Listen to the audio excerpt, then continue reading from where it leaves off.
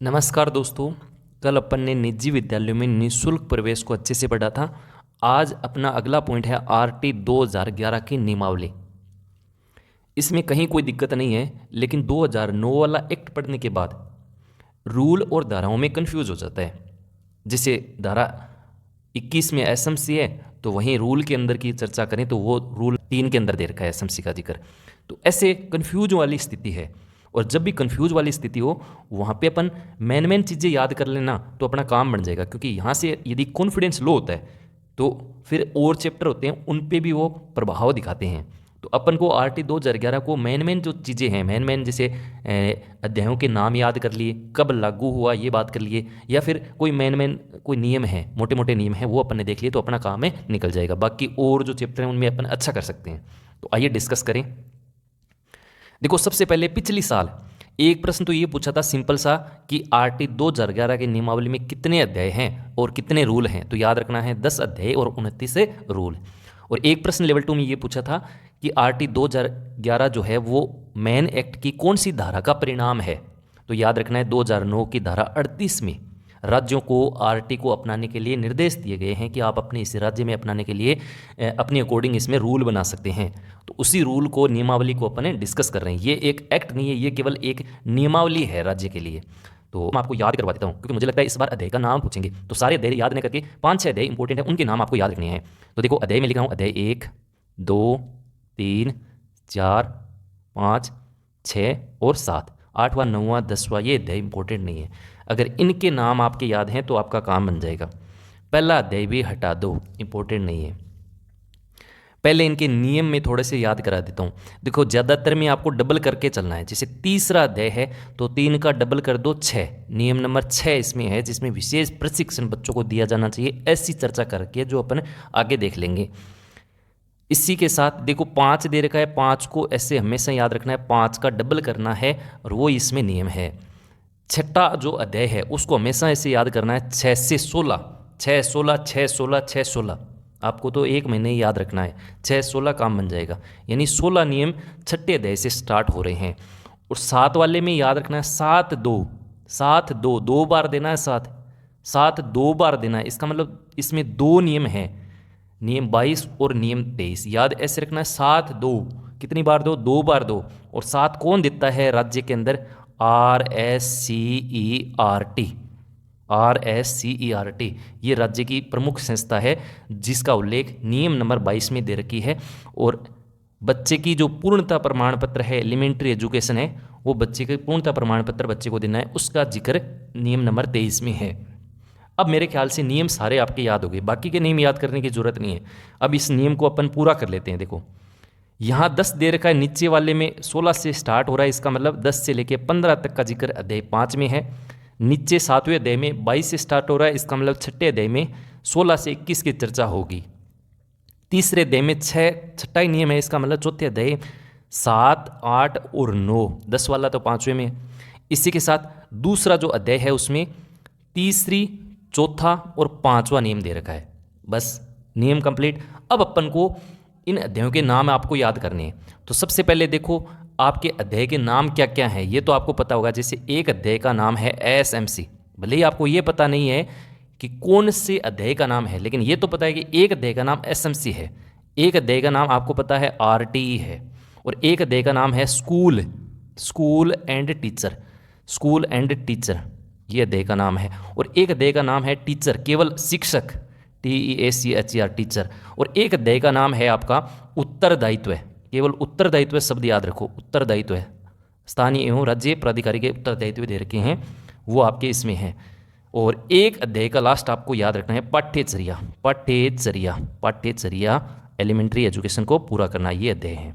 ये ही इंपॉर्टेंट है। अगर आपको इतने याद हैं तो बाकी की याद करने की जरूरत नहीं है। थोड़े थोड़े मैं आपको लिंक करवा देता हूँ। जैसे सबसे पहले मैंने एसएमसी लिखा है और सबसे पहला इधर मैंने अध्याय 2 लिखा है। पहला तो मैंने काट दिया, तो इसको तो ऐसे लिंक कर लेना कि मैंने पहला अध्याय का नाम एसएमसी लिखा है और एसएमसी में 3 ही ये आपके लेटर दे रखे हैं, SMC, और 3 इधर धारे हैं, 3, 4 और 5। याद नहीं होता तो छोड़ दो एक बार के लिए। देखो आरटी दे रखा है और आरटी अध्याय का नाम है, तो इसमें लास्ट में ई आ रहा है और इस ई को उल्टा करूँगा तो ऐसे हो जाएगा। इसका मतलब तीसरे अध्याय का नाम क्या है, आरटीई है। स्कूल एंड टीचर में एक यूनिक चीज़ नज़र आ रही है, ये स्कूल वाले में एस ऐसे लिखा हुआ है और ऐसा अध्याय कौन सा है, पांचवा अध्याय है। देखो पांचवा अध्याय में एस यानी 5 ऐसे लिंक कर सकते हो। अगर पांचवें में स्कूल एंड टीचर हैं तो ये कन्फर्म हो गया कि इससे अगला वाला केवल शिक्षक का होगा। केवल शिक्षक की चर्चा अध्याय में 6 में कर रखी है। और 7 वाला तो मैंने याद भी करवाया था, 7 2 कितनी बार दो, 2 बार दो। और 7 राज्य में कौन देता है, RSCRT जो एक पाठ्यचर्या बनाती है वगैरह वगैरह। इसका मतलब पाठ्यचर्या वाला अध्याय नंबर 7 है। और उत्तरदायित्व वाला बच्चा है तो वो अध्याय नंबर कौन सा हो जाएगा, 4 हो जाएगा बचा हुआ ये चौथा अध्याय। अब आपके मतलब मोटे मोटे नियम भी याद हो गए और मोटे मोटे अध्यायों के नाम भी याद हो गए। अब अपन इसकी जो मेन बातें हैं वो याद कर लेते हैं। सबसे पहले देखो RT 2011 RT 2009 की धारा 38 का परिणाम है। फिर से ये प्रश्न पूछ सकते हैं, ध्यान रखना। इस नियमावली में 10 चैप्टर हैं, 29 रूल हैं। लास्ट वाला 29वां रूल है शंकाओं का इलाज। जिसे अपन पूरा चैप्टर पढ़ा देते हैं तो बच्चों से पूछते हैं ना, कोई शंका है ग्रह, ऐसे पूछते हैं ना। वैसे इस RT की लास्ट धारा में ये है कि अगर कहीं दिक्कत आ रही है लागू करने में, अगर आपकी कोई शंका है तो उस शंका का निवारण करेंगे। तो ये 29वां रूल भी मैंने आपको याद करवा दिया, हालांकि ये इंपॉर्टेंट नहीं है।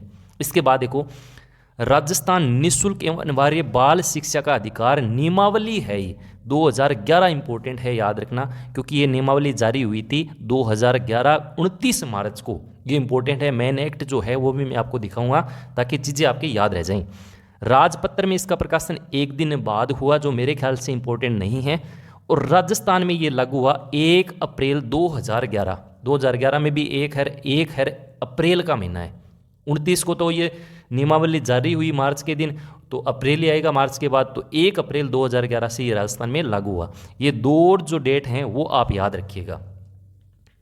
रूल नंबर फर्स्ट में एक प्रश्न जबरदस्त बनता है कि RT 2011 का कौन सा नियम है जिसको अध्यायों से बाहर रखा गया है। तो ये रूल नंबर फर्स्ट है जिसमें संक्षिप्त नाम दे रखा है RT का, इसका प्रसार कहाँ कहाँ होगा और इसका प्रारंभ कैसे होता है। जब भी कोई चीज़ अपन स्टार्ट करते हैं तो उसका नाम क्या है, उसका प्रारंभ क्या है, उसका विस्तार क्या है, ऐसी चीज़ें होती हैं, या फिर उसकी परिभाषाएं क्या हैं। ये आपकी स्टार्टिंग जो नियम वगैरह होते हैं, धाराएं होती हैं, उसमें ये चीज़ें रखी जाती हैं। इसका पहले भाग का नाम है प्रारंभिक, इतना इंपॉर्टेंट नहीं है। इसमें नियम नंबर है 2 जिसमें परिभाषाएं दे रखी हैं। परिभाषाएं कैसे, जैसे मान लो निःशक्त बालक की परिभाषाएं दे दी या केवल बालक की परिभाषाएं दे दी। कौन से बालक, क्या सारे बालक, नहीं, 6 से लेकर 14 वर्ष के बालक। जैसे प्राथमिक विद्यालय है तो उसका अर्थ क्या समझना है, कक्षा 1 से 5। उच्च प्राथमिक विद्यालय है उसका अर्थ आपको क्या समझना है, उसकी परिभाषा दे रखी है 6 से 8, या कक्षा 1 से 8 है उसकी परिभाषा दे रखी है। ऐसी छोटी छोटी परिभाषाएं दे रखी हैं। आंगनवाड़ी का क्या अर्थ है उसका यहाँ पे उल्लेख कर रखा है, वो मेन एक्ट में मैं मोटा मोटी आपको दिखा दूंगा। भाग 2 इंपॉर्टेंट है, इसका नाम SMC यानी विद्यालय प्रबंधन समिति। इसकी संरचना, इसके कृत्य दे रखे हैं। तो देखो SMC में 3 लेटर हैं तो इसमें 3 ही नियम है, तीसरा, चौथा और 5वां। और 5वें की शकल S जैसी है तो इसमें तो SDP का उल्लेख है जो 9। और 3 में क्या है, SMC की संरचना है। कोई भी चीज़ शुरू में होती है तो उसकी संरचना होती है, उसके बाद उसकी कार्यकारिणी। 4 में क्या है, कार्यकारिणी। ये चौथा नियम इंपॉर्टेंट है, ये चौथा नियम जरूर याद रखिएगा इस भाग 2 में। इसके बाद देखो अगला है भाग नंबर 3, और भाग नंबर 3 का नाम है निःशुल्क एवं अनिवार्य शिक्षा का अधिकार। निःशुल्क एवं अनिवार्य शिक्षा का अधिकार, शॉर्ट में मैं कहूँ तो RTE। और E में क्या है, ये E जो है ऐसा नजर आ रहा है तो भाग 3 हो गया। ऊपर मैंने याद करवा दिया, अब बार बार जिक्र नहीं करेंगे। और 3 का डबल क्या होता है, 6। तो इसमें केवल एक ही नियम है, नियम नंबर 6, जिसमें विशेष प्रशिक्षण का जिक्र कर रखा है। वेरी वेरी इंपॉर्टेंट है, ये बहुत ज़्यादा इंपॉर्टेंट है, याद रखिएगा। ऐसे बच्चे जिनको विशेष प्रशिक्षण की आवश्यकता है उनकी पहचान करना और उनको मतलब प्रशिक्षण देना, ऐसी चर्चा इस नियम नंबर 6 में कर रखी है। इसके बाद देखो भाग नंबर 4 जिसका नाम था उत्तरदायित्व, और उत्तरदायित्व किसके, राज्य एवं स्थानीय प्राधिकारी के। जैसे इसमें धारा आती हैं 7, 8 और 9। जैसे 7वें में ऐसे लिखा है कि अपने आसपास का जो क्षेत्र है उसमें विद्यालय है कि नहीं, इसका आकलन करो। जैसे कक्षा 1 से 5 1 किलोमीटर के दायरे में स्कूल होना चाहिए, कक्षा 6 से 8 जो है उसका 2 किलोमीटर के दायरे में स्कूल है कि नहीं है, अगर नहीं है तो व्यवस्था करो साहब। दूरस्थ क्षेत्र हैं, पहाड़ी क्षेत्र हैं, तो वहाँ बच्चों की संख्या के अनुसार जो है वहाँ व्यवस्था होनी चाहिए। तो ये नियम नंबर 7 में दे रखा है। नियम नंबर 8 में राज्य एवं स्थानीय प्राधिकारी के ये कर्तव्य दे रखे हैं। और 90 में दे रखा है रिकॉर्ड, ये इंपॉर्टेंट है, इसको ऐसे भी याद रख सकते हैं, नो रिकॉर्ड या 9R से याद कर सकते हैं। 9R यानी बच्चों का रिकॉर्ड रखा जाना। भाग 5 और 5 में क्या है, विद्यालय एवं अध्यापकों के उत्तरदायित्व है। अब ये मैंने नाम याद करवा दिया, बार बार अपन इसकी चर्चा नहीं करेंगे। तो इसमें नियम आते हैं नियम नंबर 10 से लेके नियम नंबर 15 तक। नियम नंबर 10, 11, 12, 13 यहाँ तक तो बच्चे के प्रवेश से संबंधित बात की गई है। और नियम नंबर 14 और 15 में स्कूल से संबंधित बात की गई है। पहले तो विद्यालय में बच्चे को प्रवेश कैसे देना है उसकी चर्चा है, और उसके बाद स्कूल की मान्यता यानी स्कूल की चर्चा है 14-15 में। तो देख लेते हैं इनको। देखिए नियम नंबर 10 है, उसमें तो लिखा है कमजोर और अलाभप्रद समूह हैं उनके बालकों का प्रवेश, यानी अपन कहते हैं ना निजी विद्यालयों में इन बालकों को 25% सीटें आरक्षित होनी चाहिए। ये नियम नंबर कौन सा है, 10वां है। इसी के साथ 11वां जो है नियम, इसमें है कि राज्य सरकार द्वारा प्रति बालक की प्रतिपूर्ति, यानी जो बच्चों का जो मतलब फीस का पुनर्भरण है वो कौन करेगा, वो राज्य सरकार करेगी, ऐसा नियम नंबर 11 कहता है। इसी के साथ देखो नियम नंबर 12 में है आयु का सबूत, यानी बच्चे की आयु से संबंधित डॉक्यूमेंट्स यहाँ पे मांगे जाएंगे। और 13वां है प्रवेश के लिए कालावधि, यानी सत्र प्रारंभ होने के बाद कम से कम 6 महीने तक वो बच्चा एडमिशन ले सकता है। तो ये बच्चे के लिए कालावधि आपसे पूछ सकते हैं। और नियम नंबर 14 में है स्कूल की मान्यता, और 15 में है स्कूल की मान्यता को वापस लेना। अगर मान्यता आपके पास डॉक्यूमेंट्स पूरे नहीं हैं तो मान्यता को रद्द कर दिया जाएगा, ऐसा उल्लेख नियम नंबर 15 में है। मोटा मोटी मैंने बता दिया है, बाकी मैंने एक्ट में आपको PDF दे दूंगा, उसमें आप अच्छे से पढ़ लेना। वैसे जहाँ इंपॉर्टेंट है वो मैं आपको बता ही रहा हूँ। इसके बाद देखो नेक्स्ट है भाग 6, इसमें अध्यापक की चर्चा की गई है। इसमें रूल आते हैं 6 से लेके 21 तक। इंपॉर्टेंट है 19, 20, 21, ये थोड़े ध्यान रख लेना, ऊपर वाले भले याद रहे या न रहे। नियम नंबर 16, 17 और 18, इनमें एक शब्द याद रखना है अहर्ता, यानी योग्यता की चर्चा की गई है। जैसे शिक्षक की न्यूनतम अहर्ता होनी चाहिए, क्या क्या अहर्ता है, जैसे धारा 23 जो है मेन एक्ट की, उसमें जो वर्णित है वो यहाँ पे है। नियम नंबर 17 हमेशा खतरा लेता है, लेकिन यहाँ स्थिरीकरण दिया गया है। सीधा आपसे पूछ सकते हैं न्यूनतम योग्यता में, शिक्षक की न्यूनतम योग्यता में स्थिरीकरण, ऐसा उल्लेख कौन से नियम में है, तो याद रखिएगा 17 में। इसी प्रकार से 18 में क्या है, न्यूनतम अहर्ता अर्जित करना। समय दिया गया है कि 5 वर्ष के अंदर आपको न्यूनतम अहर्ता अर्जित करनी है, या कोई संस्था नहीं है बच्चों को पढ़ाने के लिए तो व्यवस्था आपको करनी है। नंबर 19 में दे रखा है अध्यापकों के वेतन, भत्ते और सेवा शर्तें, यानी अध्यापकों के वेतन की चर्चा की गई है, भत्तों की चर्चा की गई है, सेवा शर्तें क्या क्या हैं।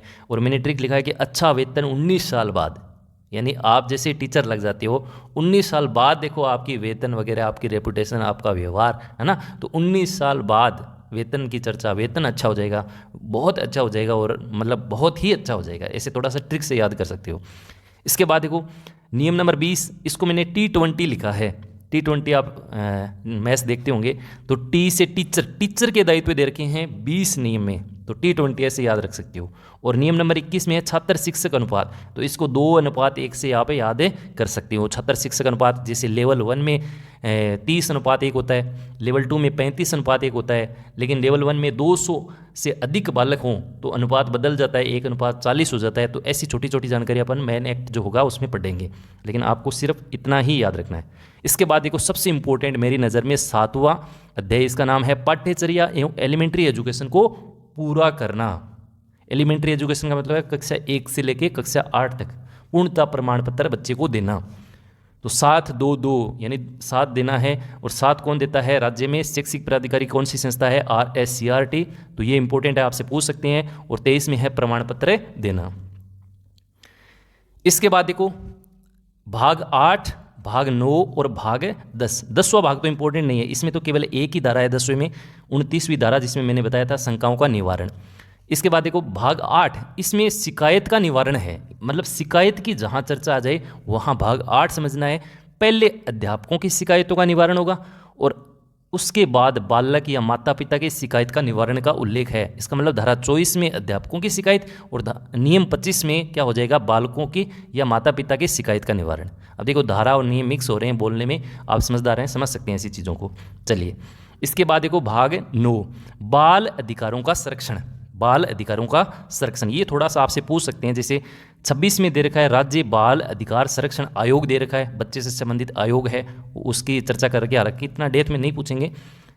27 में परिवादों को प्रस्तुत करने की रीति दे रखी है, तरीका दे रखा है, और 28 में दे रखी है राज्य सलाहकार परिषद का गठन। एक अध्यक्ष होता है जो शिक्षा मंत्री होता है और 14 इसके सदस्य होते हैं। मोटा मोटी इतना ही याद रखें, इससे ज़्यादा आपसे नहीं पूछेगा। अब लास्ट में एक बार फिर से मैं रिवीजन करा देता हूँ। जैसे एसएमसी कौन से देगा नाम था, दूसरे का।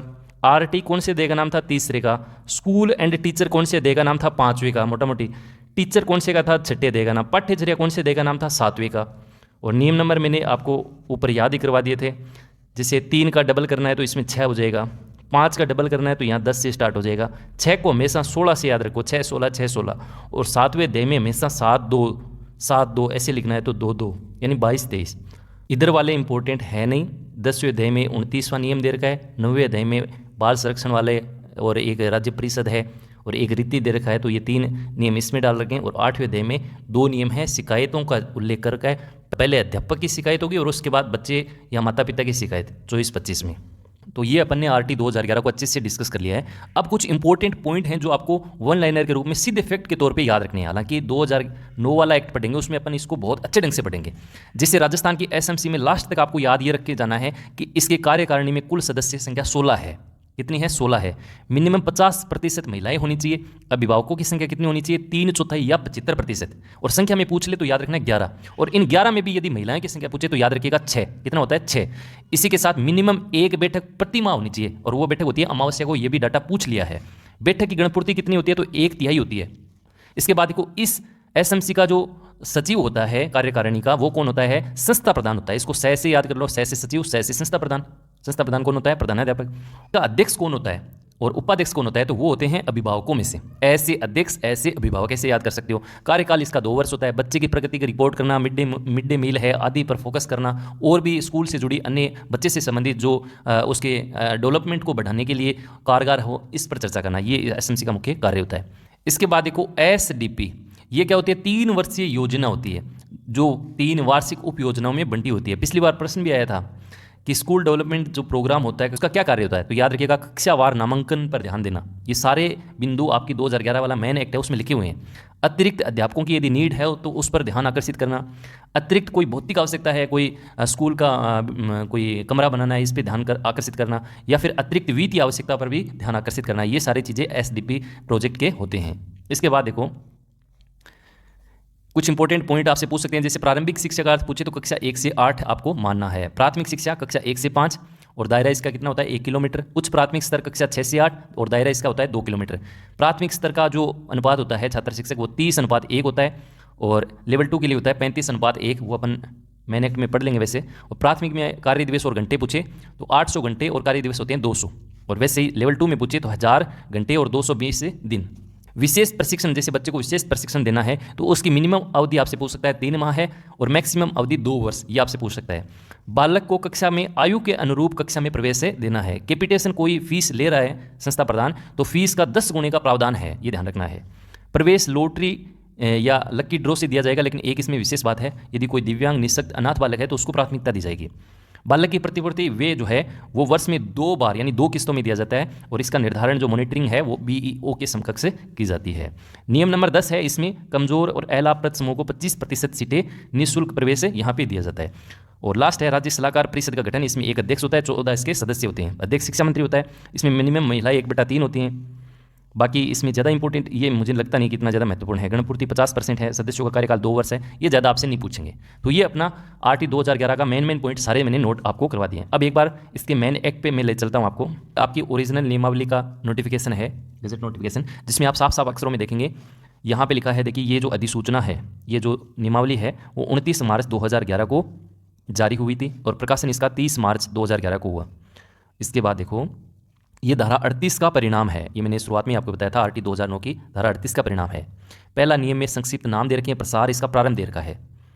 और इसका भाग 1 है, इसमें परिभाषाएं दे रखी हैं। मेन चीज़ें मैंने यहाँ हाईलाइट कर रखी हैं। आंगनवाड़ी की परिभाषा है, निःशक्त बालक की परिभाषा है, प्राथमिक विद्यालय कक्षा 1 से 5 तक की शिक्षा प्रदान करना। एसएमसी की परिभाषा है, इसका मतलब मैन एक्ट की धारा 21 से आपको समझना है। उच्च प्राथमिक विद्यालय इसका कक्षा 1 से 8 है। दूसरे अध्याय का नाम एसएमसी यानी विद्यालय प्रबंधन समिति है। इसकी संरचना और कृत्य दे रखे हैं। प्रत्येक 2 वर्ष में इसका पुनर्गठन होता है एसएमसी का। और इसकी साधारण सभा में विद्यालय के अध्ययनरत प्रत्येक बालक के माता पिता उसके संरक्षक होते हैं।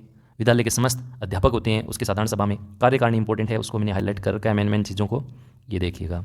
इतनी चर्चा नहीं करेंगे क्योंकि सारी चीज़ें मैंने आपको बता दी हैं। और मैन एक्ट पढ़ेंगे तो एक एक को अपन गहराई से और पढ़ लेंगे। जैसे एसएमसी की कार्यकारिणी समिति, जिसमें एक विद्यालय का प्रधानाध्यापक होता है।